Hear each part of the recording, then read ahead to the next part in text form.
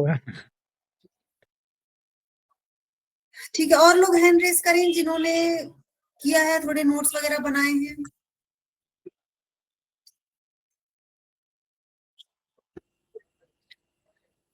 ठीक है, ठीक है। और किसने हैंड रेस कर रखा है? आनंद, आपने भी बना लिए नोट्स? यस मैम, बन गए हैं, बस एक टॉपिक बचा है, बाकी बन गए। ऑफ है ना? हाँ बन गया। अच्छा अच्छा, माइक भी ऑफ है। ठीक है, वेरी गुड। अभी अपने लोग जो भी बात चलो, लास्ट वाले सेशन में मैंने आप लोग को बोला तो आप लोगों ने तत्परता के साथ नोट्स बनाया है, बहुत अच्छी बात है। अच्छा लग रहा है, अब लग रहा है कि हाँ सेशन में एक्चुअल में कोई मतलब है सेशन का, वरना अभी तक तो ऐसा लग रहा था कि मैं आ रही हूँ सेशन में, बोल रही हूँ, जा रही हूँ, कोई फर्क ही नहीं पड़ रहा। इसको लीक करके भेजते रहते हैं। हेमंत, आपने भी नोट्स बना लिए?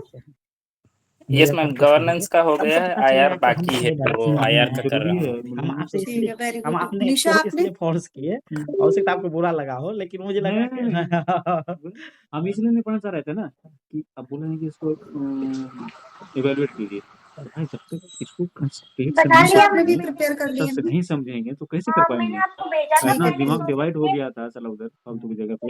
हाँ फालतू में, हम लोग फालतू में चले गए थे। ये मुझे भी रियलाइज हम कोई चीज नहीं था।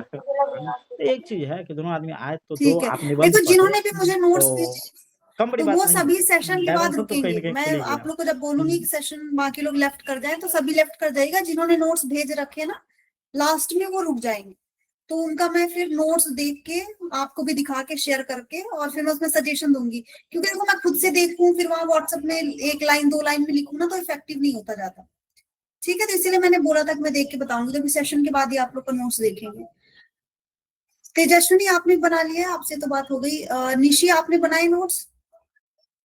यस मैम, मैंने कुछ सर के नोट से बना रखे थे, जो क्लास नोट उससे किए कुछ, और जो पीडब्ल्यू ओनली आईएएस के थे उससे किया, बाकी करंट के अपडेट कर रही हूँ। ठीक है, वेरी गुड, वेरी गुड।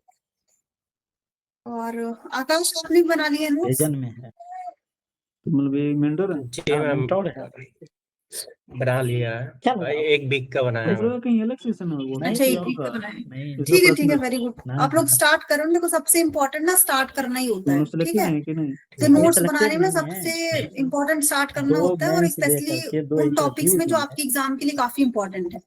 इसके दोस्त लोग अभी तो अगर आप उन टॉपिक्स के नोट्स बना रहे हो तो काफी सही है, उनके आप एक बार अच्छे से नोट्स बना लोगे तो फिर बाकी टॉपिक्स आपके लिए काफी केक वॉक टाइप के हो जाएंगे, उन पे इतना एफर्ट नहीं लगाना पड़ेगा। ठीक है, ठीक है। ओके आकाश, ठीक।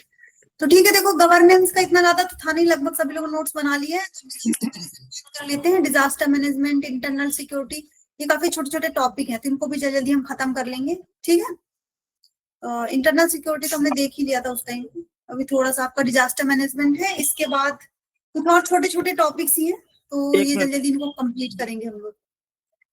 हाँ हाँ, कोई कुछ पूछना चाह रहा है? आशीष, कुछ पूछना चाह रहे हो? बोले मैम कि डिजास्टर मैनेजमेंट में बस इतना ही टॉपिक को ये कर नोट्स बनाना है, या इसके अलावा भी टॉपिक है जितना भेजा गया है? नहीं नहीं, इतना ही है जितना मैंने भेजा है ना, इतना ही है। क्योंकि देखो ये जो डिजास्टर मैनेजमेंट है ना, ये ऑलरेडी ओवरलैप करता है इन्वायरमेंट के साथ। तो डिजास्टर जब आएगा तो हम उसी का मैनेजमेंट करेंगे। तो इसमें कुछ ऐसे डिजास्टर्स इंक्लूड कर दिए गए हैं जो इन्वायरमेंट में हम डायरेक्टली नहीं पढ़ते। Otherwise most of the time जो इन्वायरमेंट एंड ज्योग्राफी में आप चीजें पढ़ते हो ना, वही डिजास्टर बन के आते हैं, और उसी का फिर आप मिटिगेशन और जो एक्ट्स वगैरह आपने बना रखे हैं। तो मेनली जो इसको अलग से एज अ सब्जेक्ट हम लोग लेते हैं, उसका रीजन यही है कि इससे रिलेटेड जो एक्ट्स वगैरह है वो थोड़ा सा आप पढ़ते हो। अभी रिसेंट में कौन से सब ज्यादा फेस कर रहे हैं उसके रिगार्डिंग हम चीजें करते हैं, तो उस पर हम डिस्कशन कर लेंगे। इतने का ही बनाना है, इससे ज्यादा का नहीं बनाना है। ठीक है, ओके मैम। ओके, ठीक है। ठीक है, तो थोड़ा सा इसको देख लेते हैं हम लोग, आप लोग का ही। और फिर इसके बाद आप लोग को जो भी डाउट हो, क्योंकि इसमें इतना कुछ है नहीं, आप लोग का मोस्टली जो चीजें है ना डाउट्स है वो इन्वायरमेंट ज्योग्राफी जब हमने पढ़ा तो हो गए। इस पे जो भी डाउट होंगे तो आप लोग नोट डाउन करते जाना, एंड इसको कंप्लीट करने के बाद आपके जो भी डाउट्स होंगे इस पे हम बात कर लेंगे। ठीक है, तो देखो GS3 में आपके आता है डिजास्टर मैनेजमेंट, इन्वायरमेंट भी आपका उसी में आता है, उसी से कनेक्ट करके इसके क्वेश्चंस आते हैं। ठीक है, कुछ डायरेक्ट क्वेश्चन आते हैं, कुछ बेसिक कॉन्सेप्चुअल बेस्ड क्वेश्चन आते हैं, कुछ डायनेमिक क्वेश्चन आते हैं, वही मिक्स्ड आपके जो स्टैटिक प्लस करंट वाले क्वेश्चन होते हैं डायनेमिक में। क्योंकि ऐसा पूरा टोटल करंट तो कुछ होता नहीं है, ऑब्वियस सी बात है, चक्रवात आया, बाढ़ आया, है ना, क्लाउड बस्ट हुआ, तो वो आपका स्टैटिक पोर्शन होता है। बट हुआ कहाँ पे, लेट्स से उत्तराखंड में हुआ, इस बार भी बहुत ज्यादा आपने देखा तबाही हुई है, हिमाचल प्रदेश, उत्तराखंड, तो वहां पे जो क्लाउड बस्ट होता है तो वो तो आपका ऐसा फिनोमिना है जो काफी टाइम से चला आ रहा है। पर वो अभी रिसेंट में हुआ उत्तराखंड हिमाचल प्रदेश में, वहां पे कहाँ पे हुआ, क्या रीजंस हो सकते हैं उसके पॉसिबल, क्लाइमेट चेंज उसमें कितना बड़ा एक कंट्रीब्यूटर बन सकता है, तो ये सारी चीजें की होती है। ठीक है, तो आपके जीएस पेपर 3 में आता है ये मेनली। और इसको देखो कवर करने के लिए भी आप क्या क्या इसमें कवर करने के लिए, मीन्स 365 जो इन्वायरमेंट वाला आता है ना, उसका value add material, as I said before कि ये ऑलरेडी इन्वायरमेंट के साथ ओवरलैप करता है। एज सच ये एज एन सब्जेक्ट अलग से कुछ भी नहीं है, जो इन्वायरमेंट एंड ज्योग्राफी में हम चीजें पढ़ते हैं उन्हीं का जब बैडली इम्पैक्ट होता है ह्यूमंस के ऊपर, एनिमल्स के ऊपर, हमारे जो भी बिल्डिंग्स है, मतलब चीजें हमको हार्म करती हैं उसको हम एज अ डिजास्टर ले लेते हैं, उसके मैनेजमेंट से रिलेटेड जो भी हम चीजें करते हैं, तो ये आपके इन्वायरमेंट वाले सेक्शन में लगभग चीजें हो जाती हैं। तो यहाँ पे उसके वैल्यू एडेड जो मटेरियल है मीन्स 365 है, उसको आप देख सकते हो। नेशनल डिजास्टर मैनेजमेंट जो अथॉरिटी है ना, नेशनल डिजास्टर मैनेजमेंट जो एक्ट 2005 बना है उसके अंतर्गत अथॉरिटी वगैरह होती है, तो उसकी जो वेबसाइट है तो आप चाहो उसको भी फॉलो कर सकते हो। बट इसको मुझे लगता नहीं है कि इसके लिए इतना ज्यादा टाइम लगाने की जरूरत, क्योंकि 2-4 क्वेश्चन घुमा फिरा के स्पेशली करंट में जो भी आपदाएं डिजास्टर वगैरह आते हैं ना, उसी से रिलेटेड क्वेश्चन आ जाते हैं। तो आपके लिए बेटर यही होगा कि आप उनका स्टैटिक देखे रहो, उससे रिलेटेड एक्ट्स वगैरह क्या है उनको थोड़ा सा देख लो, तो आपके लिए मोर देन इनफ हो जाएगा। सेकंड आरसी की रिपोर्ट इसको थोड़ा ऊपर ऊपर देख सकते हो, उसका जिस्ट वगैरह देख सकते हो। उससे होगा क्या कि अगर आप इसका थोड़ा सा जिस्ट देख लेते हो ना, तो यहाँ से आप इससे रिलेटेड जो भी चीजें है ना उनको एड ऑन कर सकते हो, कमेटीज या सेकंड आरसी की जो रिकमेंडेशन वगैरह है कि इसको मिटिगेट करने के लिए क्या क्या चीजें इसमें ऐड ऑन की जा सकती है। तो इसके लिए आप क्या कर सकते हो कि सेकंड आरसी की जो रिपोर्ट है ना उसको थोड़ा सा गो थ्रू कर सकते हो। वो क्या है कि इन्वायरमेंट का जो आप आंसर लिखोगे ना वहां पे भी हेल्प कर देगा, तो वो आप देख सकते हो, तो दोनों जगह आपके काम कर जाएगा। ठीक है, नहीं तो फिर कैसे अब इसके क्वेश्चंस थोड़ा सा देख लेते हैं।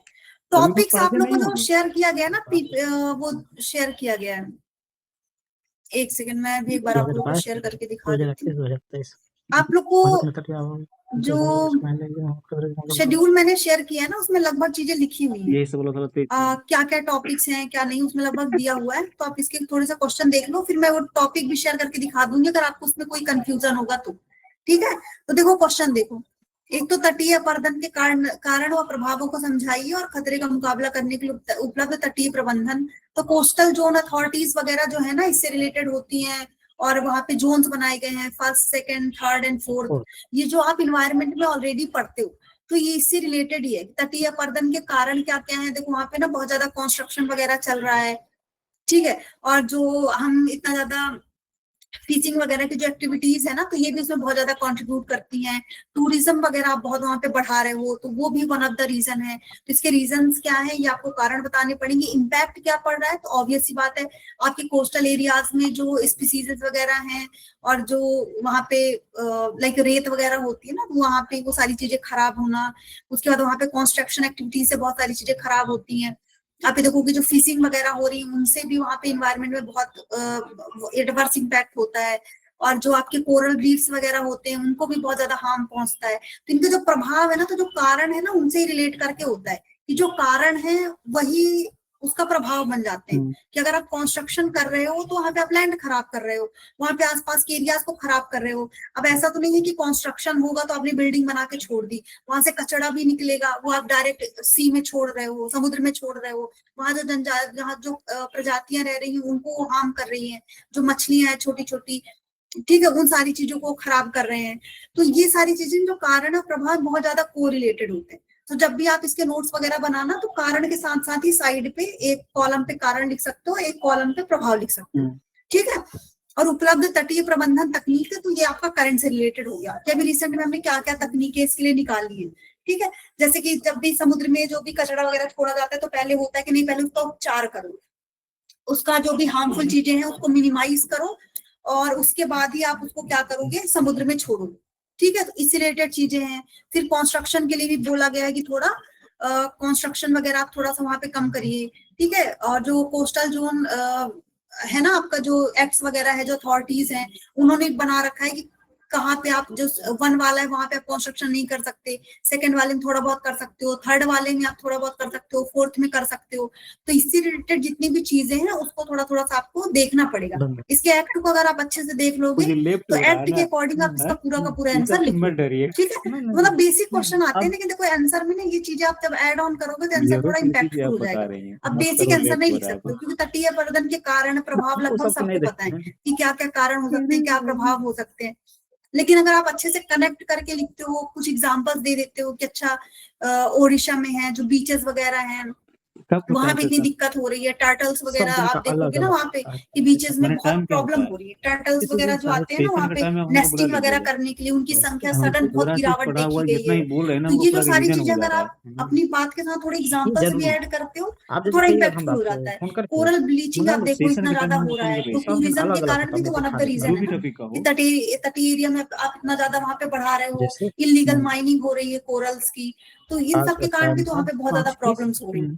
तो इनको मिटिगेट करने के लिए क्या क्या टेक्नोलॉजी गवर्नमेंट लेके आ रही है, कौन कौन से एक्ट्स लेके आई है। ऐसा नहीं कि सिर्फ तकनीकें बोल रखा है तो आप सिर्फ तकनीकें बताओ, है ना, क्योंकि जो भी एक्ट्स वगैरह होते हैं ना उसके अंतर्गत भी कुछ कुछ चीजें वो लेके आते हैं, कुछ वहाँ पे वो रिकमेंडेशन वगैरह देते हैं तो उसको भी आप इसमें इंक्लूड कर सकते हो। अब ऐसा नहीं कि हमको 2 ही तकनीकें याद है तो उसको लिख के खत्म कर दिया, क्योंकि ये भी क्वेश्चन का देखो अच्छा पार्ट है। और हो सकता है कि आपको इतनी तकनीकें नहीं पता हो, नॉर्मली हमको नहीं पता होता है कि क्या क्या करना होता है। तो जो समितियां होती है उनके जो रिकमेंडेशन है इस रिलेटेड जो एक्ट्स हैं उनको भी आप मेंशन कर सकते हो। इसमें इतना ज्यादा लोड नहीं लेना है कि आपको नहीं पता है तो 1-2 चीजें लिख के छोड़ दो, ठीक है। अगेन देखो भूकंप आपने ज्योग्राफी में पूरा पढ़ा होगा, जब आप पढ़ते हो तो वल्नरेबल एरियाज भी पढ़ते हो, यहाँ हिमालय वाला जोन हो गया, ठीक है। फिर आपका ये यहाँ पे जब महाराष्ट्र वाला जो एरिया है, गुजरात वाला जो एरिया है, कच्छ वाला जो एरिया है वहां पे कितना प्रॉब्लम है, नॉर्थ ईस्ट में कहाँ कहाँ पे। तो जब आप इसके जोन्स पढ़ते हो ना यहाँ पे आप मैप भी यूज कर सकते हो क्योंकि आप ज्योग्राफी में ऑलरेडी पढ़ रहे हो।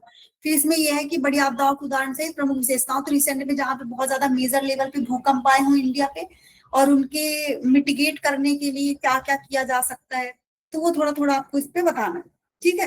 तो ये लगभग जितने क्वेश्चन आते हैं ना उन्हीं से रिलेटेड आते हैं। बांध तो ये भी आप ज्योग्राफी में पढ़ोगे, कई सारी कंट्रीज हैं जिनके कंट्रीज हैं, स्टेट्स हैं जिनके बीच ना बांध बनाने को लेके हमेशा प्रॉब्लम चलती रहती है।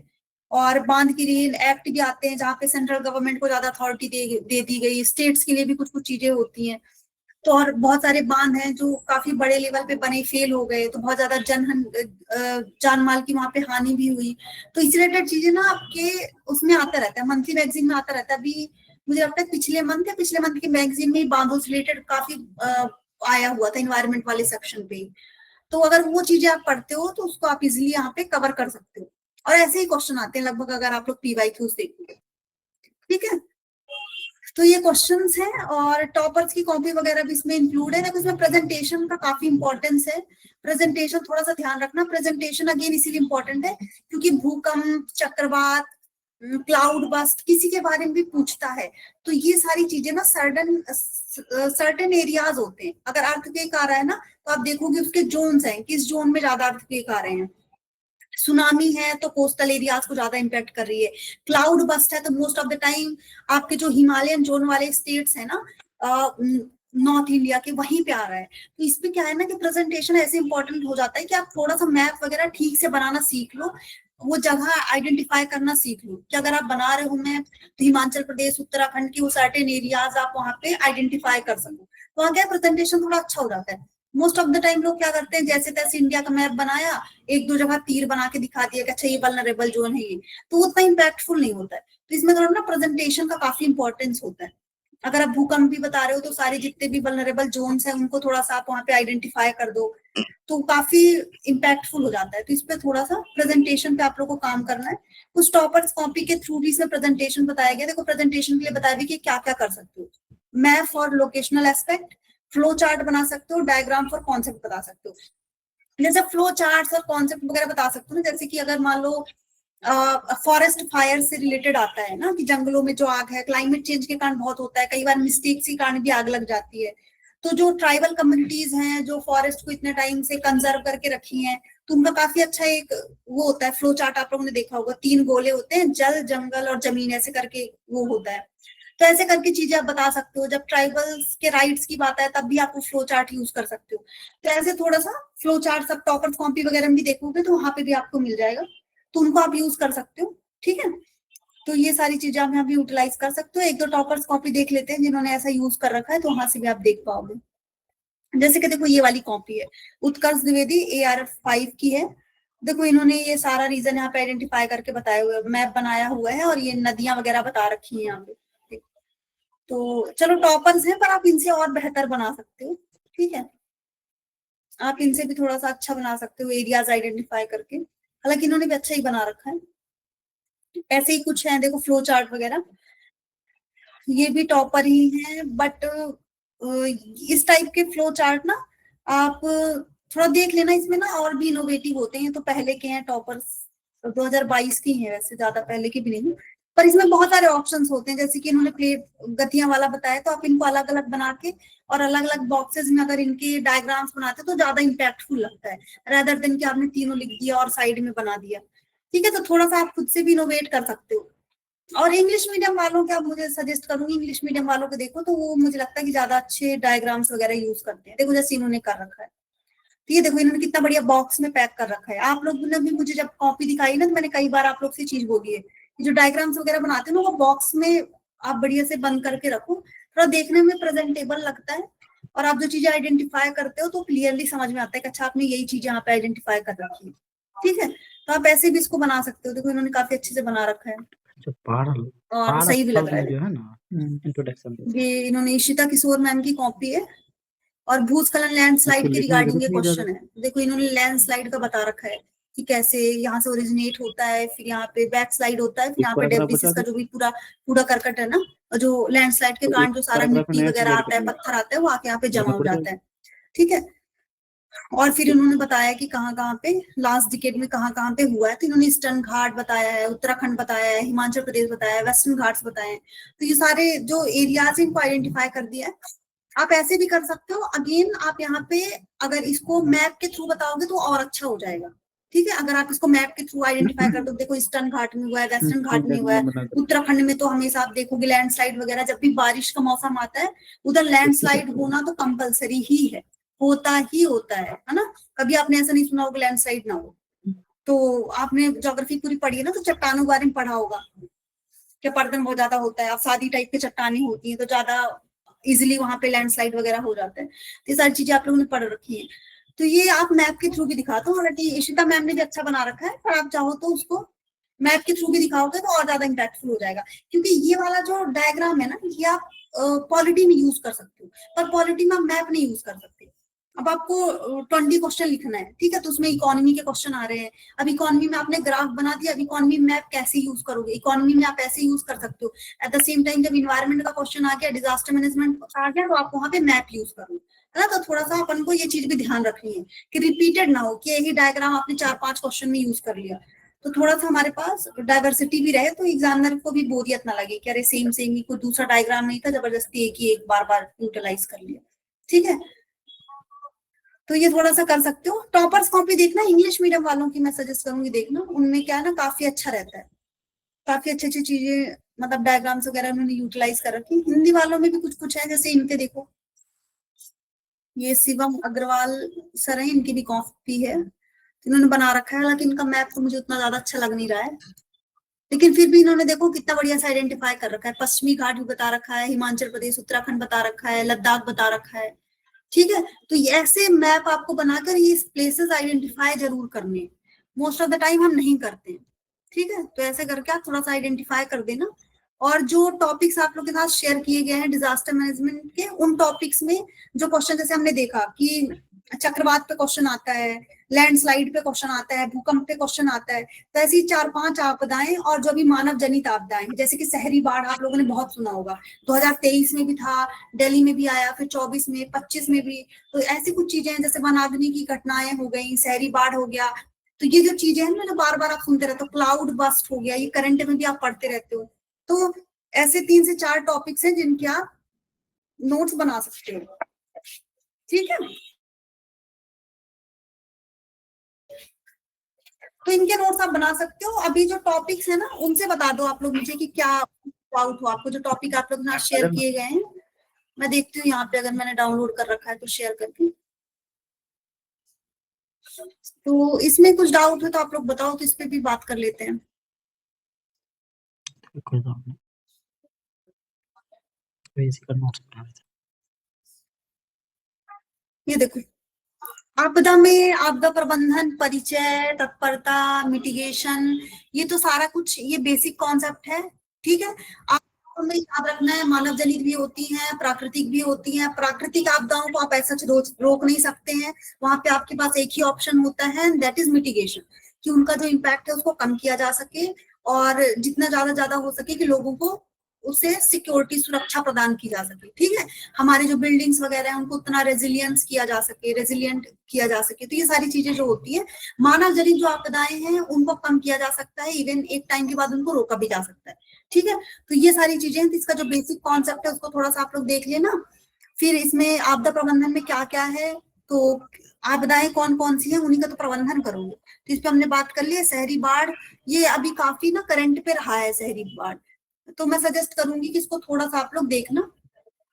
शहरी बाढ़ काफी रहा है 2023 से ना, काफी ज्यादा न्यूज में रहा है, और क्लाउड बस्ट की भी घटना है जो काफी ज्यादा न्यूज में रहती है, तो थोड़ा सा आप लोग देख लेना इसको। चक्रवात, अकाल, हीट वेव भी आप देख सकते हो। नॉर्थ इंडिया में आप देखोगे कि जब भी मई जून स्टार्ट होता है तो सबसे ज्यादा जो प्रॉब्लम हीट वेव्स की नॉर्थ इंडिया में ही देखी जाती है। ठीक है, जिसको हम लू बोलते हैं, अलग अलग जगह अलग अलग नाम होते हैं, प्रॉपरली उसको लू बोलते हैं। तो वो प्रॉब्लम्स भी देखी जाती है, तो ये भी काफी न्यूज में रहता है। इनका थोड़ा देख लेना, परिभाषाएं वगैरह इनकी देख लेना, कितने डिग्री सेल्सियस में आप उसको, इससे ज्यादा एक्सीड करेगा टेम्परेचर तो हीट वेव बोलोगे। ठीक है, शीत लहर वगैरह भी अभी पढ़ लेना, आप लोग थोड़ा सा देख लेना। वनाग्नि की घटनाएं पढ़ सकते हो आप, मानव जनित आपदाएं, जैविक आपदाएं, औद्योगिक रासायनिक आपदाएं, तेल रिसाव, भगदड़ वगैरह भी आप देख सकते हो।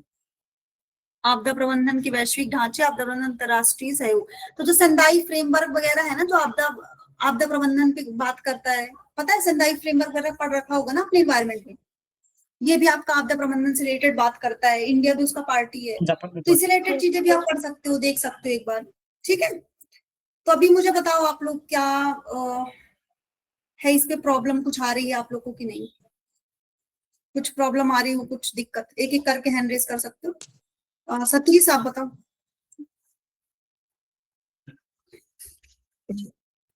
वो मैम पहले से ही है मेरा। ठीक है, ठीक है, बाकी लोग हैंड डाउन कर सकते हैं, जिसको पूछना है वो लोग ही हैंड रेज कर।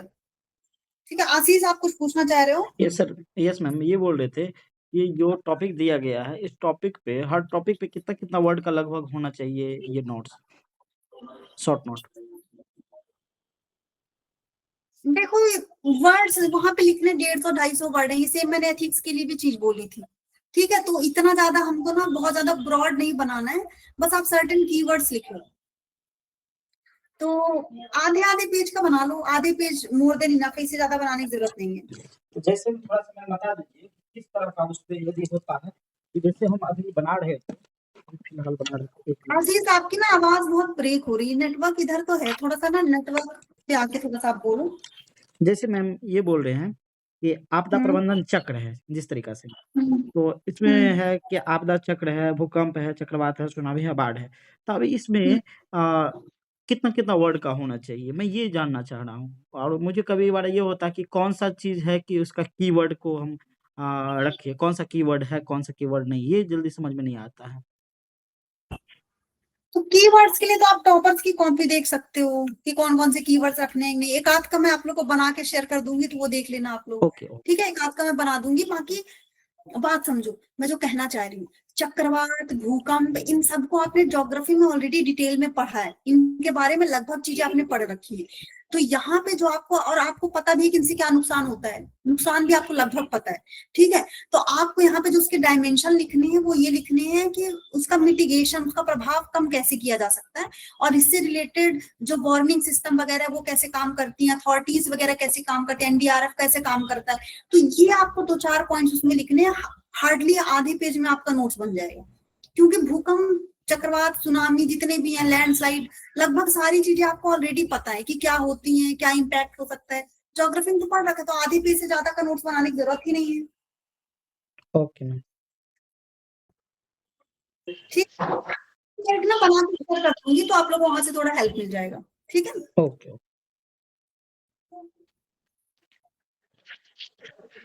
ठीक है, और राधा आपने भी हैंड रेज कर रखा है। यस हेलो, हाँ मैम, गुड इवनिंग। बताइए। मैम, ये मैं पूछ रही हूँ कि जैसे इसमें डिजास्टर मैनेजमेंट के जो पीवाईक्यू हैं, अप्रॉक्स कितने ईयर का मतलब वो करना चाहिए? मैम केवल डिजास्टर मैनेजमेंट का ही नहीं, मेंस का मेरा कहने का मतलब कितने ईयर के पीवाईक्यू देखने चाहिए? 5 years। Okay ma'am. 5 years बहुत है, और डिजास्टर मैनेजमेंट का तो 2 साल भी देख लो चल जाएगा, क्योंकि डिजास्टर मैनेजमेंट का मेन ये है ना कि जो आपदाएं रिसेंटली 1 या 2 साल में हुई है ना, उन्हीं के रिलेटेड क्वेश्चन आता है। तो मुझे लगता है मैम जो साइंस एंड टेक में है और इकोनॉमिक्स में है, डिजास्टर मैनेजमेंट में, इनमें करंटली के मतलब पीवाईक्यू देखना ज्यादा जरूरी है। हाँ नहीं, देखो 5 साल इकोनॉमी का तो 5 साल देखना पड़ेगा, साइंस टेक का भी आप 2-3 साल देख लो, डिजास्टर मैनेजमेंट का 2 साल से ज्यादा देखने की जरूरत नहीं है। ओके मैम, ठीक है मैम, ठीक यही है। ठीक है ma'am, thank you. Okay Radha, ठीक है, और लोग बताइए।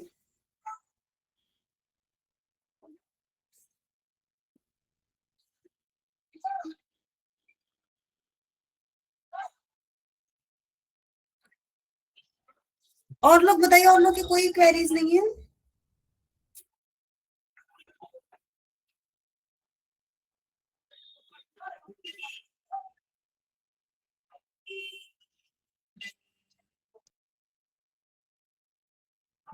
तो इस बार इनका हो जाएगा क्या?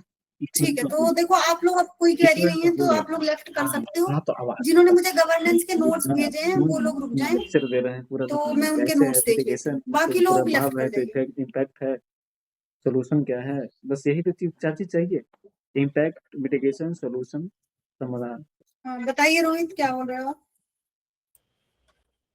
हम लोग तो नहीं भेजे मैम, तो मतलब अभी भेज सकते हैं नोट्स? हाँ हाँ, देख सकते हो, ऐसा जबरदस्ती नहीं कि लीव ही करना है, पर मतलब जिनको अब ये है कि हाँ सेशन उनका हो गया, वो लोग लीव कर सकते हैं, ऐसा कुछ मैंडेटरी नहीं है कि लीव ही करना।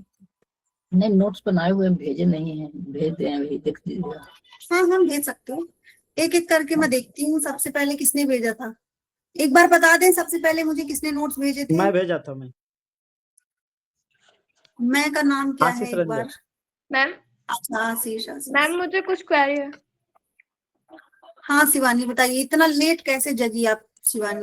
नहीं मैम, मैं स्टार्टिंग से ही ज्वाइन कर रखा है, मुझे मतलब उसके रिगार्डिंग पूछना था। जो मैं टेस्ट दे रही हूँ रेगुलर, वो मतलब 2-3 महीने से चेक ही नहीं हो रहा है, ना डेली वाले ना वीकली, तो मतलब एवेल्यूएशन कैसे करें? अच्छा, चेक ही नहीं होता, एक बार आप ना वो कर दो ना ईमेल आपकी टीम में, मैं देखती हूँ फिर से एक बार, मैम मैं मैंने बोलती वैसे हूँ भी उधर। मेल किया था, मतलब विजन की टीम को भी किया था, आपको भी किया था, और मतलब ओनली वीकली नहीं है, मतलब डेली वाले भी नहीं हुए हैं काफी। मुझे ईमेल कब किया था आपने? मतलब वो व्हाट्सएप पे सेंड कर दिए थे कोड। हाँ हाँ, तो उसके लिए मैंने बोला था, एक बार आप वापस रिमाइंडर ईमेल कर दो ना, मैं भी रिमाइंडर ईमेल कर दूंगी उधर। देखिए अच्छा मैम, ठीक है। जो डेली वाले हैं वो भी मतलब कोड भेज दूं आपको क्या? वो तो हमेशा टाइप ही बोल रही है। नहीं, डेली वाले मत सब लिया भेजो, था, बट सब आप वाले ना ही एक बार बोले थे। वापस ईमेल कर दो अच्छा इधर इशारा की थी। और रिमाइंडर डाल दो, फिर मैं भी उसमें रिमाइंडर कर देती हूँ, ठीक है। फ्रस्ट्रेट है भाई, okay 2 ma'am, bar thank you ma'am. Interview देना नहीं होना, फ्रस्ट्रेट ओके इंसान से शिवानी, हो रहा है, ठीक है। देख रहे हैं ये लास्ट में कितना। 75 नंबर किसका है? ये अपना संघर्ष लिखा हुआ है। मैं हूँ मैम। आशीष आपका ही है ये? Yes yes ma'am. ठीक है, ऐसा आप लोग नाम उसमें लिख देते हैं, पता ही नहीं चलता, अपना नाम लिखो, कितना बढ़िया है बताओ। मेरा भी कॉपी चेक नहीं हो रहा है मैम, बोल दीजिएगा। देखो, जिसका कॉपी चेक नहीं हुआ है तो सभी को थोड़ा सा ईमेल करने का कष्ट उठाना पड़ेगा, ठीक है। ईमेल का थोड़ा सा कष्ट उठा लेंगे तो काम बन जाएगा। तो गवर्नेंस का शासन, राज्य शासन, समाज एवं अर्थव्यवस्था संसाधन प्रबंधन, निर्णय निर्माण कारण प्रक्रिया किसे ऊपर आधारित।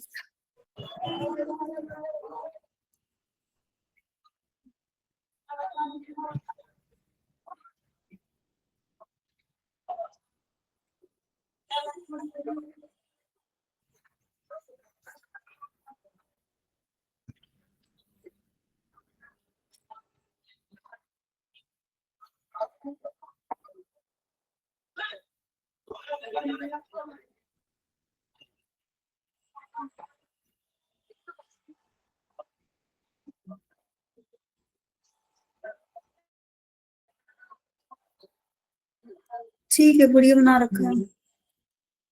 और डिजिटल क्लासरूम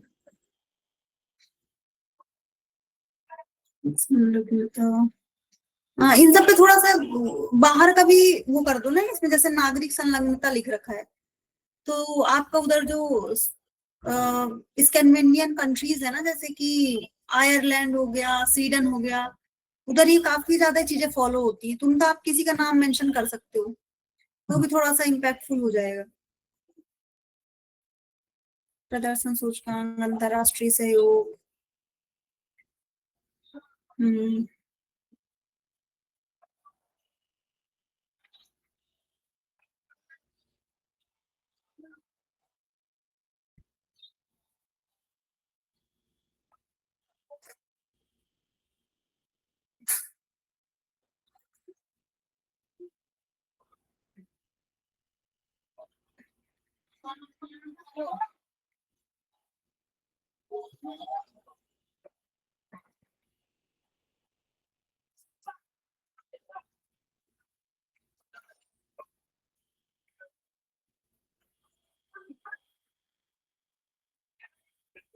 ठीक है, बढ़िया बना रखा है आपने नोट्स। ठीक है आशीष, आपका तो काफी अच्छा नोट्स है, एग्जाम्पल वगैरह भी ऐड कर रखे हैं आपने, तो इसका यही है मेन काम कि इसको बस आप ना थोड़ा इफेक्टिव तरीके से रिवाइज कर लीजिएगा। इसमें आपने जितना भी लिख रखा है ना, अगर आप आंसर में लिख दोगे ना, तो one of the best answer बन जाएगा। ओके तो मैम। एक्चुअली बढ़िया बढ़िया नोट्स बना रखे हैं। इसमें एक चीज बताइए कि डायग्राम इसमें क्या करे, थोड़ा सा एक इसी में से कहीं से एग्जांपल लेकर के हमको थोड़ा सा बता दीजिए कि डायग्राम किस तरीका से इसका क्या किया जाए, फिर मुझे ये चीज समझ में आता तो है। गवर्नेंस में ना ऐसा देखो, ऐसा चीज में ना इतना ज्यादा होता नहीं है डायग्राम का, पर हाँ डायग्राम बना सकते हो, जैसे कि सुशासन की पहले हैं, ठीक है, जी तो सुशासन के पहलू में 2-3 चीजें बना सकते हो, जैसे कि ई गवर्नेंस है आपका, जो वो नागरिक केंद्रित चीजों से कनेक्ट करता है, तो आप ये जो होता है ना कि ऊपर आपने ई गवर्नेंस बना दिया, जी ऊपर ई गवर्नेंस लिख दिया, फिर उसका एक वो करके आपने यहाँ पे नागरिक केंद्रित अप्रोच से कनेक्ट कर दिया, और दूसरी साइड आपने इसको दूसरी चीजों से कनेक्ट कर दिया, तो ऐसे करके यहाँ पे इसका डायग्राम आप बना सकते हो। ये ओके वेलफेयर आप इसको कनेक्ट कर सकते हो, नागरिक केंद्रित से कनेक्ट कर सकते हो एक दूसरा, और इसको एक एरो निकाल के इसको वेलफेयर से कनेक्ट कर सकते हो, ओके मैम। कनेक्ट हो जाएगा। मतलब इसमें डायग्राम ऐसा होता है कि 2-3 चीजें जो कनेक्ट हो रही है ना आपस में, उनको आप सर्टेन डायग्राम, या तो एक तो सर्कुलर जो हम दिखाते हैं उससे भी दिखा सकते हो, या फिर ऐसे करके उसकी 2-3 डायमेंशन निकाल के उनको कनेक्ट करके दिखा सकते हो, ऐसे दिखा सकते हो, क्योंकि पॉलिटी गवर्नेंस में ना ऐसा उतना ज्यादा ऑप्शंस होते नहीं डायग्राम बनाने के। तो यदि मैं मैम इसी तरीका से लिख करके आ गया, तो कहीं मार्क पे कोई खास असर तो नहीं ना आएगा? किस पे असर आएगा? यदि मैं डायग्राम या फ्लो चार्ट नहीं बना सका, यदि हाँ, जिस तरीका से मेरा अभी लिखा हुआ है, यदि इस तरीका का आ गया, मैं इसी तरीका से लिख करके आ गया, तो कोई फर्क नहीं पड़ेगा, बहुत बढ़िया है, क्योंकि इतना आपने कंटेंट लिख दिया है ना उसमें, बस कंटेंट अपने अंडरलाइन कर देना बस। Okay ma'am. हाँ, क्योंकि आपने इसमें ठीक ठाक लिख रखा है, आपने थोड़ा क्रिस्प भी लिख रखा है, और उसके बाद आपने इसमें एग्जाम्पल्स ऐड कर रखे हैं, तो ये काफी सही है। ओके मैम, मैं बनाते जाऊँगा और आपको भेजता हूँ, थोड़ा-सा नोट्स का ये जो है शॉर्ट नोट का मूल्यांकन करके भेज दीजिएगा, क्या सही है, क्या गलत है, ताकि मेरा जो है ना अपना सेशन रहा करे उससे एक दिन पहले ही भेजना, तो सेशन में हम डिस्कस कर लेंगे, क्योंकि ना वो बहुत बोरिंग प्रोसेस होता है कि आपने भेजा, मैं उसको देखूं, फिर बीच बीच में मैसेज टाइप करूंगी, अच्छा यहाँ पे ये है, ये अभी अभी मैंने देखा, मुझे जो जो लगा मैंने आपको बता दिया, तो जब भी सेशन हो तो उसके एक दिन पहले आप भेजो, तो मैं देख के वहां पे बता दूंगी। ठीक है, ओके मैम। ओके ओके, ठीक है। और सैंपल के रूप में ही भेजना है, आप लोग ना बहुत ज्यादा भेज देते हो, 4-5 पेज भेजो, तो उसमें से जो अच्छा होगा बुरा होगा पता चल जाएगा। आप लोग 10-10, 15-15 पेज का भेज देते हो, तो वो भी थोड़ा सा ध्यान रखना। अरे हो गया, ठीक है।